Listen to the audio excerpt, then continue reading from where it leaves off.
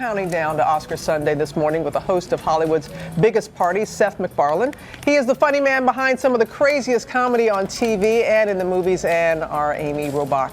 You got a chance, you went out there, got the nitty-gritty. I took that on rough trip to LA. Yeah. It was horrible weather out there. Yeah. No, Seth MacFarlane is prepping for the biggest live performance of his life, and while his professional success has made him worth an estimated $100 million at the age of 39, he is very aware of just how much is riding on his Oscar night delivery. Marker. Hi, I'm Seth MacFarlane. It is Hollywood's biggest night, and as a first-time Oscar host, potentially 1 billion eyes around the world will be on leading man Seth MacFarlane. Have you thought about what the critics are going to write? Oh, yeah. No matter what I do, I'm going in at -10.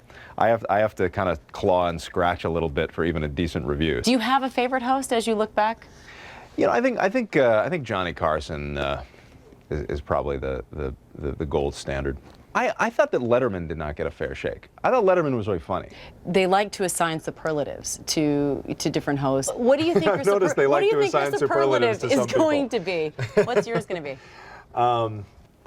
Most astonishingly, dazzlingly mediocre.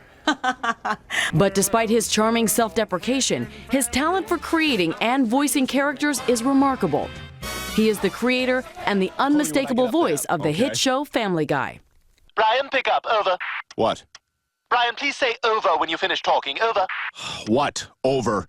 And the creative force behind this summer's raunchiest teddy bear, Ted. Well, I am a former celebrity in a minimum wage job. This is how the cast at Different Strokes feels. There are an awful lot of voices inside of you. Yeah. Have they always been with you? I think in one form or another.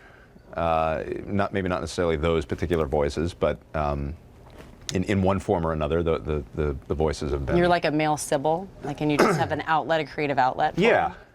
I'm like a male, Martin Lawrence. You never know what's going to come out when and what form it'll take and how dangerous it'll be.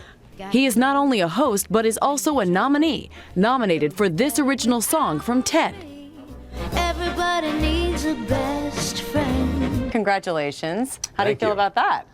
I'm actually genuinely, I know we're going to lose to Adele, but I'm genuinely excited. You say you know you're going to lose, but have you rehearsed a speech just in case? No. He does have a few other Oscar predictions. Who do you think is going to sob during their acceptance speech? Alan Arkin. Oh, who's going to show more leg than Angelina Jolie did last year? Academy President Hawk Koch. And who will Seth MacFarlane insult the most this year? I don't know. I mean, Russell Crowe should take a few lumps, right? Yeah. And just how far is he planning to go? Is anything off limits, by the way, for you? There will be. He's thinking. I can't think of one thing. So everything's on the table? Yeah, I think so. Fair enough. So. We'll see. And I would just suggest everybody fasten their seatbelts because we had some things we couldn't put in the interview. In fact, a lot of things we couldn't put in the interview.